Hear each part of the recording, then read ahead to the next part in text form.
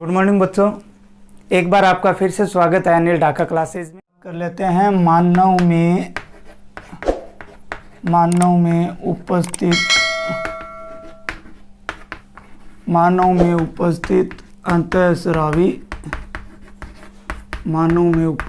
अंतःस्रावी ग्रंथियाँ। ठीक है, और इन ग्रंथियों से संबंधित रोग और इनके जो कार्य हैं उनकी बात हम लोग करेंगे। किस किस के कार्य संरचना और असंतुलन से संबंधित रोग। ठीक है, इनके हम विस्तार से बात जो है करेंगे। देखिए, मानव के अंदर हम 10 प्रकार की अंतःस्रावी ग्रंथियों की जो है बात करने वाले हैं। सबसे पहले हम बात करेंगे हाइपोथैलेमस की। किसकी? हाइपोथैलेमस। ये नाम पहले भी आया था। हाइपोथैलेमस की बात करेंगे। 2 नंबर जो है वो बात करेंगे हम पीयूष ग्रंथि की। किसकी बात करेंगे? पीयूष ग्रंथि की करेंगे। 3 नंबर जो है वो हम लोग, भाई नंबर कैसे भी हो सकते हैं, हाइपोथैलेमस, पीयूष ग्रंथि। 3 नंबर अग्नाशय ग्रंथि। 4 नंबर अगर हम लोग बात करें पीनियल काय। 5 नंबर अगर बात करें तो थायराइड ग्रंथि। ठीक है, 6 नंबर अगर हम बात करें तो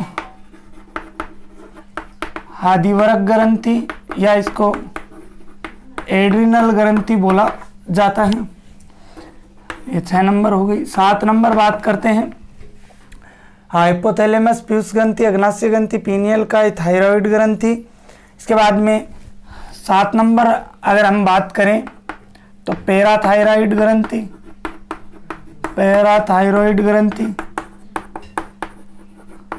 ठीक है, 8 नंबर अगर हम बात करें तो कौन सी रह गई? पीनियल काय हो गई, थायराइड ग्रंथि हो गई, अग्नाशय ग्रंथि हो गई, पीयूष अधिवरक।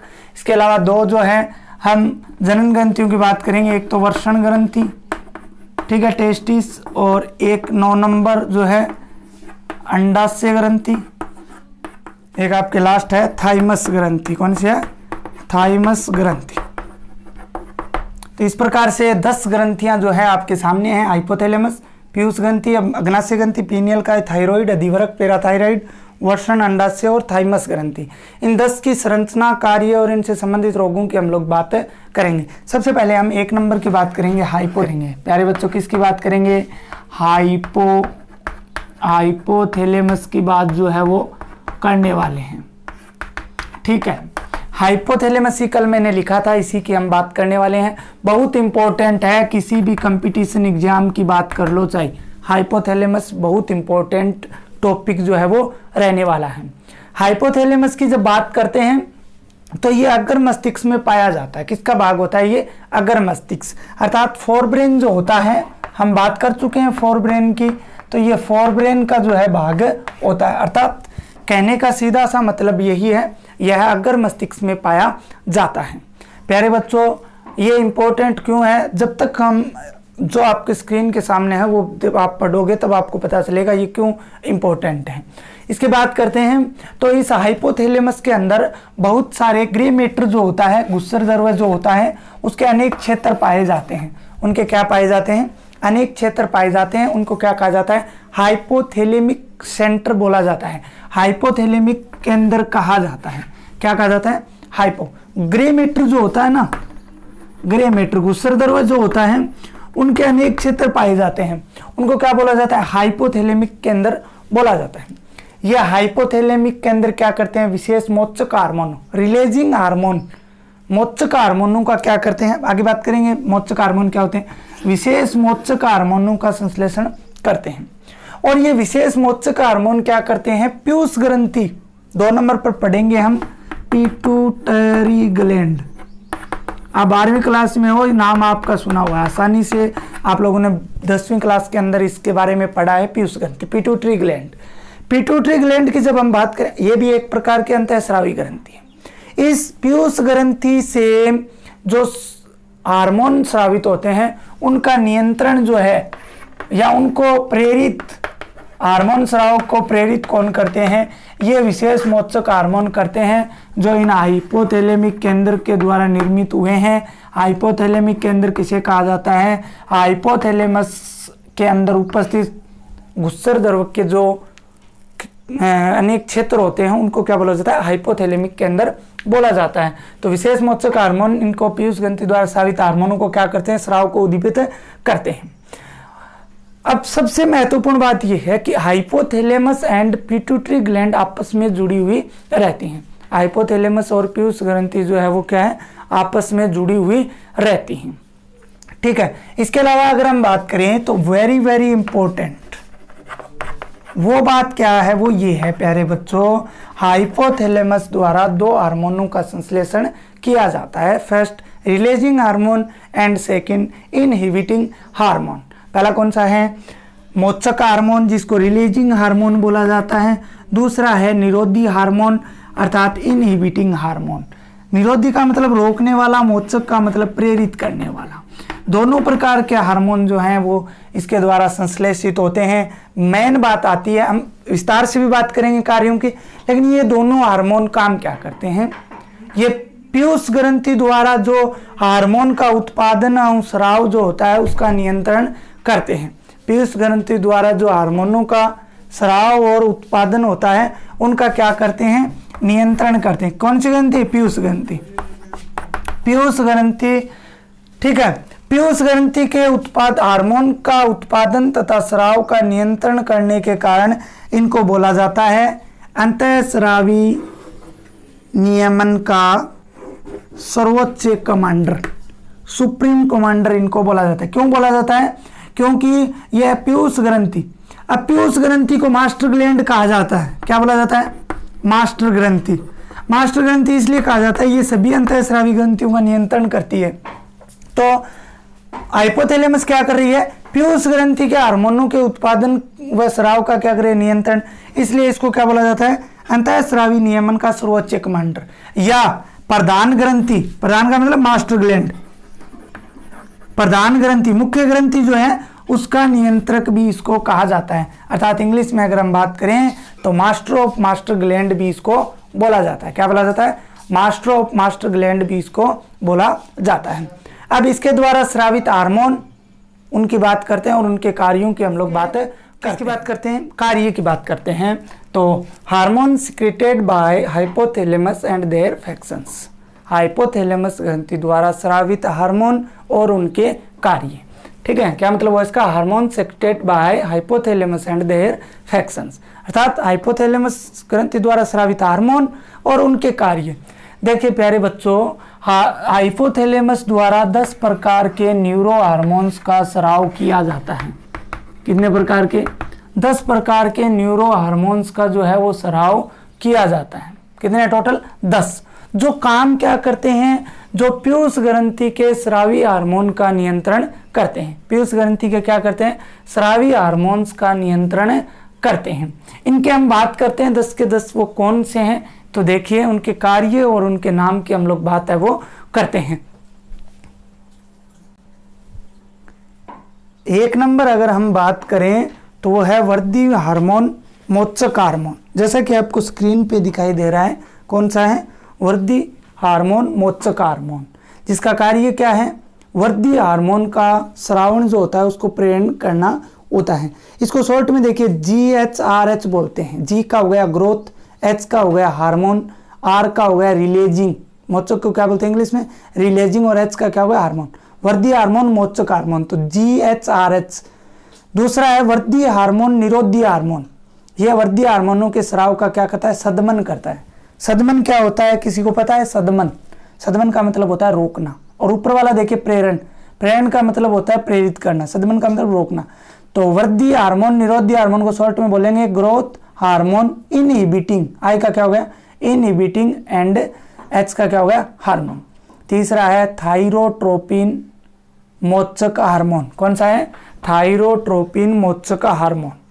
ठीक है, थायरोट्रोपिन मोचक हार्मोन की बात करते हैं तो ये प्रोलेक्टिन थायरोट्रोपिन के स्रावण का उत्तेजन करता है। किसका? थायरोट्रोपिन के स्रावन का जो है उत्तेजन करता है, इसको शॉर्ट में TRH बोला जाता है। थायरोट्रोपिन रिलीजिंग हार्मोन इसको बोला जाता है। 4 नंबर है प्रोलेक्टिन, दूध स्रावन को प्रेरित भी करता है, प्रोलेक्टिन हार्मोन याद रख लेना। प्रोलेक्टिन मोचक हार्मोन है, ये प्रोलेक्टिन के मोचन का प्रेरण करता है। प्रोलेक्टिन मोचक निरोधी हार्मोन अर्थात PRIH स्रावन का क्या करता है, सदमन करता है। मेलानोसाइट स्टिमुलेटिंग, इसकी अगर बात करते हैं तो ये मेलानोसाइट स्टिमुलेटिंग हार्मोन मुक्त करने का प्रेरण करता है। मेलानोसाइट स्टिमुलेटिंग जो हार्मोन है उसको मुक्त करने का क्या करता है, प्रेरण करता है। इसको शॉर्ट में MSHRH, M का मेलानोसाइट, S स्टिमुलेटिंग जो हो गया S हो गया, और H का हार्मोन, और R का रिलीजिंग, और H का हार्मोन। मेलानोसाइट स्टिमुलेटिंग हार्मोन निरोधी हार्मोन, यह उसको रोकेगा, इसको IH लगा देंगे। कार्टिकोट्रोपिन मोचक हार्मोन, तो ये कार्टिकोट्रोपिन हार्मोन के स्रावन को जो है उत्तेजन करता है। 9वां है ल्यूटिनाइजिंग हार्मोन, आपने 28वें चैप्टर में पढ़ा होगा। ल्यूटिनाइन LH बोलते हैं, जो आपको मेंस्ट्रुअल साइकिल के अंदर 14वें दिन ये अपने अधिकतम स्तर पर होता है। LH हार्मोन, ल्यूटिनाइजिंग हार्मोन इसको बोला जाता है। LHRH ल्यूटिनाइजिंग हार्मोन के मोचन को प्रेरण करता है। फिर बाद में पुट्टी के स्टिमुलेटिंग हार्मोन FSH, मैंने आपको पढ़ाया था जब हमने 8वीं यूनिट की थी। F का मतलब फॉलिकल, S का मतलब स्टिमुलेटिंग, और H का मतलब हार्मोन। पुट्टी के उत्तेजक हार्मोन भी बोला जाता है। स्टिमुलेटिंग का अर्थ क्या होता है, उत्तेजक। ये क्या करता है, पुट्टी के स्टिमुलेटिंग हार्मोन के स्रावन का क्या करता है, उत्तेजन करता है। तो प्यारे बच्चों ये 10 हमने पढ़े, जिसमें मोचक हार्मोन और निरोधी हार्मोन के बारे में बताया गया, जो अलग अलग प्रकार के थे। GHRH, GHIH, TRH, PRH, PRIH, MSH, RH की बात हो गई। किसकी, हाइपोथैलेमस हमने पूरा पढ़ लिया। अब देखिए प्यारे बच्चों, हम बात करते हैं पीयूष ग्रंथि की। 2 नंबर आपकी है पीयूष ग्रंथि अर्थात मास्टर ग्रंथि।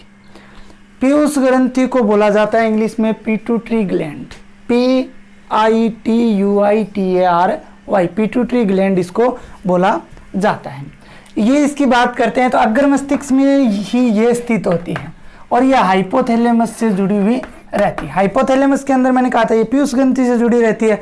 यहाँ पे मैं आपको क्या बता रहा हूँ, ये किससे जुड़ी हुई रहती है, जो है हाइपोथैलेमस से जुड़ी हुई रहती है। सबसे मेन बात इसकी ये मटर के दाने के आकार की होती है। कैसी होते हैं, मटर का दाना आपका देखा हुआ है, मटर के दाने के आकार की ये होती हैं। रंग इसके अगर बात करें तो पिंक कलर, गुलाबी रंग की ये होती हैं। कैसी होती है, गुलाबी रंग की ये होती है। मेन बातें हैं ये बहुत सारी बातें हैं जो मेन बातें हैं। कैसे रंग की होती है, गुलाबी रंग की होती है। पीयूष ग्रंथि की अगर हम मेन स्थिति की बात करें, पोजीशन की अगर इक्वल पोजीशन की अगर बात करें तो कपाल जो होता है, कपाल की सिफ्नोइड अस्थि, कपाल के अंदर उपस्थित सिफ्नोइड अस्थि में एक छिचेला गर्त पाया जाता है। गर्त का मतलब होता है छिद्र, ठीक है, गर्त पाया जाता है। उस गर्त का नाम होता है सेला ट्रसिका। गर्त क्या बोला जाता है, सेला ट्रसिका में ये स्थित होती है। तो इसकी सही पोजीशन कहाँ होती है, सेला ट्रसिका में होती है, जो कपाल के अंदर स्थित रहता है। इसके बाद अगर हम बात करें मानव के अंदर, ह्यूमन के अंदर अगर बात करते हैं तो प्यारे बच्चों इसका व्यास जो होता है 1.3 सेंटीमीटर होता है। कैसा होता है, 1.3 सेंटीमीटर होता है। वजन की बात करते हैं तो 0.5 ग्राम होता है। व्यास कितना होता है, 1.3 सेंटीमीटर, एंड वजन कितना होता है, 0.5 ग्राम, अर्थात 0.5 ग्राम। इसका बहुत ही कम वजन जो होता है। महिलाओं में या स्त्रियों में अगर बात करें तो अपेक्षा करती है बड़ी होती हैं। महिलाओं के अंदर क्या होती हैं, अपेक्षा करती है क्या होती हैं, बड़ी होती हैं। इसके अलावा आपको बता देता हूं, इनकी उत्पत्ति जो होती है भ्रूण के एक्टोड्रम से होती है। क्या होता है एक्टोड्रम, हमने पढ़ा था 8वीं यूनिट के अंदर, जो एम्ब्रियो बनता है। कौन बनता है, एम्ब्रियो बनता है। किससे बनता है, जाइगोट से बनता है।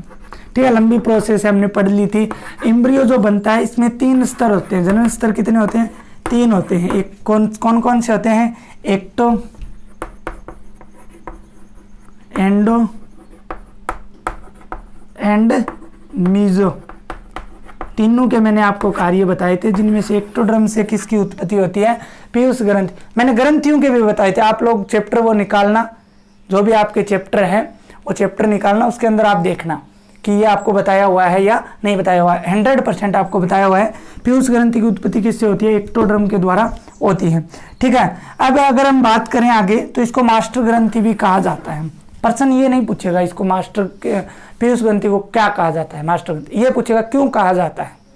तो क्यों का आपको पता होना चाहिए, क्योंकि साइंस क्यों है, क्योंकि ये सभी अंतःस्रावी ग्रंथि टोटल 1 से लेकर 10 तक सभी अंतःस्रावी ग्रंथियों क्या है, कंट्रोलर है। कंट्रोलर को क्या बोलते हैं, मास्टर बोलते हैं, प्रधान बोलते हैं, जो मुख्य हो, ठीक है, इसलिए इसको क्या कहा जाता है, मास्टर ग्रंथि का। और इसकी मास्टर ग्रंथि कौन है, हाइपोथैलेमस।